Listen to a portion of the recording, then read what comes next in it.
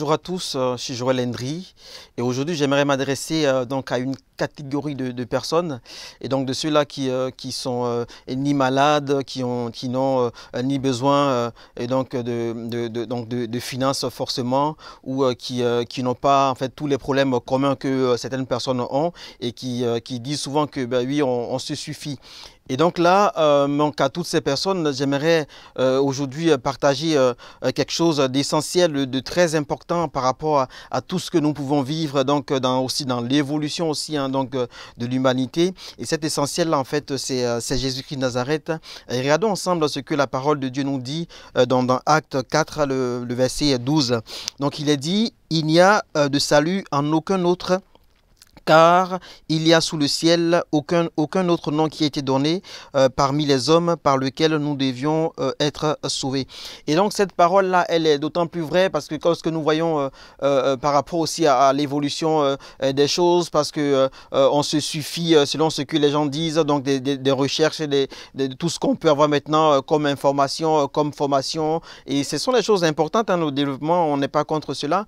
Mais en même temps aussi, en se montrant parfois suffisant, on arrive même à avoir l'essentiel, donc l'essentiel que nous appelons qui est Jésus-Christ de Nazareth, que tout homme normalement doit avoir. Donc il ne s'agit pas d'être dans un besoin ou pas, mais peu importe si je me suffis donc financièrement, peu importe si je suis une personne gentille, une personne aimable, une personne qui a une bonne vie comme certains le disent, mais c'est pas ça l'essentiel. L'essentiel c'est vraiment Jésus-Christ qu'il faut avoir parce qu'à un moment donné, on va avoir notre passage sur cette terre et après le passage, il va falloir aussi rendre compte à Dieu parce que c'est clair, donc personne reste éternel sur cette terre et parce qu'après notre passage sur cette terre, nous allons rencontrer Dieu et nous allons rendre compte à Dieu et c'est pourquoi il y a quelque chose qui est très important donc quand nous lisons cette portion des Écritures que nous venons de lire et donc ce qui se dégage, c'est que en fait aucune personne ne se suffit, donc personne ne peut dire que je me suffis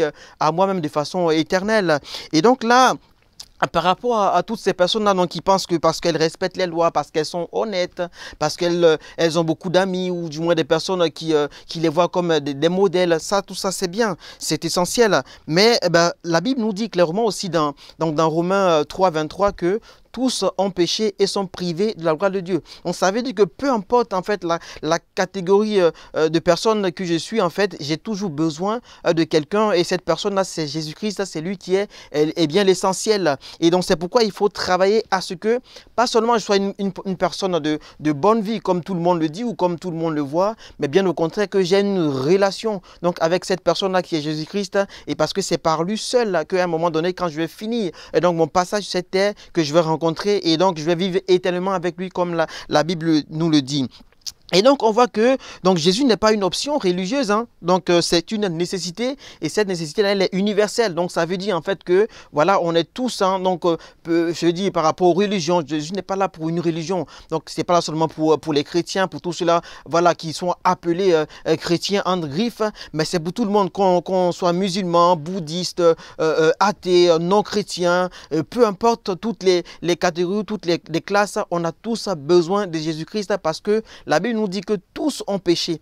Donc, peu importe d'où on vient, notre vie qu'on mène, à un moment donné, on a péché parce qu'on est tous descendants de Adam, donc le premier homme. Donc, c'est pourquoi, à un moment donné, il faut chercher à rencontrer ce Jésus-Christ-là. Voilà, qu'on soit voleur, menteur, qu'on ait un passé donc de persécuteur, de tout ce que vous pouvez imaginer. Et donc là, revenant aussi à ceux-là qui n'ont jamais, on va dire, qui n'ont jamais commis de péché, qui n'ont jamais volé, menti ou fait quoi que ce soit de mal, mais nous tous dans un même moule, nous avons besoin de quelque chose d'essentiel, de quelqu'un d'essentiel qui est Jésus-Christ de Nazareth. Alors il faudra qu'on puisse se tourner vers ce Jésus-là. Et le point commun, donc le point vraiment qui va nous aider à pouvoir nous mettre en lien avec ce Jésus-là, donc c'est ce que la Bible appelle la croix. Et donc là, parce que en fait, tous, nous avons besoin de passer par ce chemin, par ce canal-là qui est Jésus-Christ pour atteindre le ciel, pour avoir cette vie éternelle. Et en cela, la Bible aussi est claire. Donc la Bible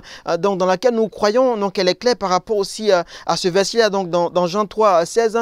Et la Bible nous dit que car Dieu a tant aimé aimé le monde qu'il a donné son Fils unique, afin que quiconque croit en lui ne périsse point, mais qu'il ait la vie éternelle. Donc, voyons encore qu'il y a le quiconque ici qui ressort pour dire en fait que c'est pas une question de type de personne, mais c'est tout le monde. Tous ceux qui sont, voilà, donc des humains ont tous besoin de Jésus-Christ de Nazareth, parce que c'est lui seul qui peut nous donner en fait la vie éternel. Et donc, quand nous voyons ces choses-là, il y a une décision justement que Dieu attend. Dieu attend que nous puissions prendre une décision et de marcher réellement et sincèrement avec lui. Et donc, cette décision, c'est de dire, Seigneur, en fait, voilà, j'ai entendu parler de toi, Seigneur Jésus-Christ, j'ai entendu parler de toi, et je vais à partir de maintenant, et donc marcher avec toi, te reconnaître comme Seigneur Jésus-Christ, afin que moi aussi, après mon passage sur cette terre, en fait, je ne reste pas, en fait, comme des personnes qui n'ont pas Jésus-Christ, mais que je puisse te rencontrer, parce qu'à un moment donné, j'ai été appelé aussi chrétien et petit Christ. Ce qui veut dire, voilà, donc j'ai marché ou j'ai suivi les pas de Jésus-Christ. C'est ça seulement qui va nous garantir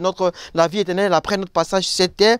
Et donc cette urgence-là, c'est de le choisir donc comme Seigneur et Sauveur et personnel. Et c'est simple, hein.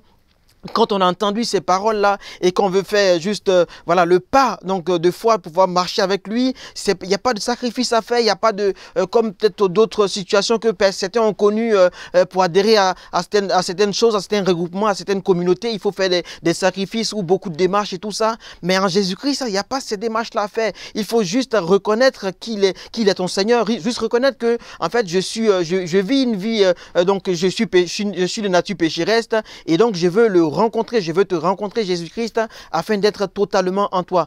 Et donc si tu entends cette parole-là pour la première fois, ou du moins si tu avais déjà entendu ces paroles-là que tu avais beaucoup résisté, en fait je veux te dire que quand tu entends ces paroles-là, il n'y a pas à encore remettre à demain pour dire bah, demain je vais le faire ou demain je vais revoir la vidéo. Non, quand on entend cette parole, nous tous on est passé par là, c'est du Seigneur, j'ai entendu, et parce que je ne sais pas ce qui est fait, de quoi est fait demain je ne sais pas ce qui peut se passer, c'est pourquoi je prends la décision aujourd'hui de marcher avec toi Jésus-Christ. Et donc si tu es prêt en entendant ces paroles là de pouvoir aussi faire la rencontre réelle et sincère avec Jésus-Christ et marcher dorénavant donc en nouveauté de vie avec lui, et donc tu vas faire cette prière là afin que Jésus-Christ puisse aussi te reconnaître, t'accepter et être appelé à partir d'aujourd'hui aussi enfant de Dieu, à partir de maintenant enfant de Dieu. Donc on va faire cette prière là ensemble là, afin que Dieu te prenne aussi comme son enfant à partir de maintenant, à partir du moment où tu vois cette vidéo et que tu fais le pas de foi avec Jésus-Christ.